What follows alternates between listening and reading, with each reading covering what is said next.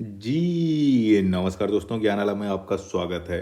तो जो लोग ईएमआरएस की एग्ज़ामिनेशन दे चुके हैं और जो रिज़ल्ट का एग्ज़ामिनेशन इंतज़ार कर रहे हैं, जिनके अच्छे नंबर बन रहे हैं, उनके लिए थोड़ी-सी अभी समय है, फाइनल रिज़ल्ट आने में अभी 1 आध महीने बाकी समय है। तो उनके लिए एक न्यूज़ है, थोड़ा-सा सावधानी से अपने जितनी भी आपके डॉक्यूमेंट्स हैं, उसके लिए आपको थोड़ी-सी प्रिपरेशन करनी होगी।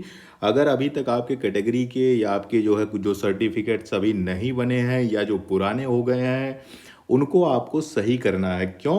क्योंकि एक जो न्यूज़ आई है कि अभी यूपी के देवरिया एक डिस्ट्रिक्ट है उत्तर प्रदेश में, यहाँ के 85 जो प्राइमरी स्कूल के 85 टीचर्स थे जिनको बर्खास्त कर दिया गया है, निकाल दिया गया है नौकरी से।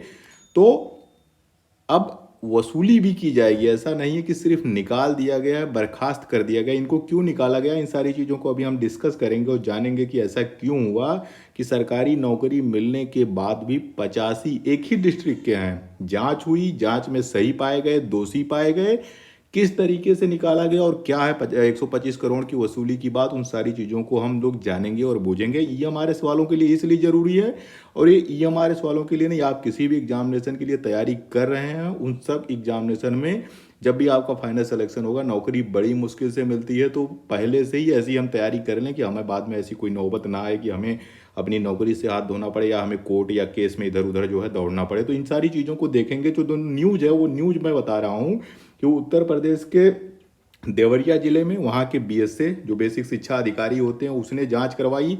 अपने यहाँ के जितने भी प्राइमरी के टीचर हैं उनकी जांच कराई। उसी सिर्फ एक जिले में जांच हुई, जिसमें से 85 टीचर ऐसे मिले जो फर्जी दस्तावेज लगा के नौकरी कर रहे थे और काफ़ी समय से कर रहे थे। ऐसा नहीं कि इनको अभी हाल ही में नौकरी मिली हो, काफ़ी समय से नौकरी कर रहे थे। इनके दस्तावेज, इनके प्रमाण पत्र फर्जी पाए गए और इनको नौकरी से बर्खास्त किया गया।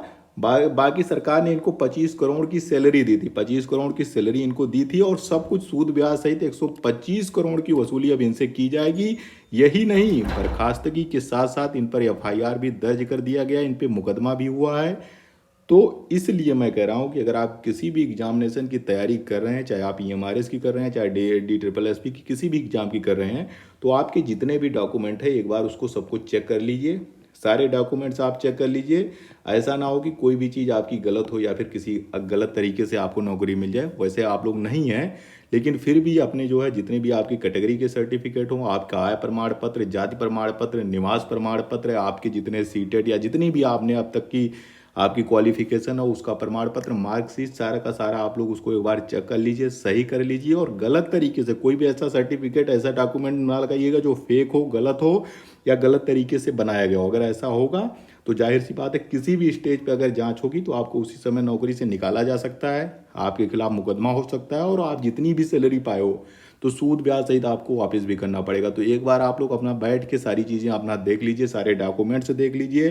सारा जो ईएमआरएस की वेबसाइट पे जो फॉर्मेट दिया गया उस फॉर्मेट में अपने डॉक्यूमेंट्स बनवा लीजिए, सर्टिफिकेट बनवा लीजिए, कि ताकि फाइनल सिलेक्शन हो, जब डॉक्यूमेंट वेरिफिकेशन हो, ऐसा ना हो कि वहाँ पे आपको जो है कुछ और वहाँ पे कहा जाए कि भाई फॉर्मेट में ये नहीं है, वैसा नहीं है। तो पहले से ही उसकी प्रिपरेशन कर लो, 1 मिनट बैठ के, आधा घंटा, एक दिन पूरा बैठ के देख लो।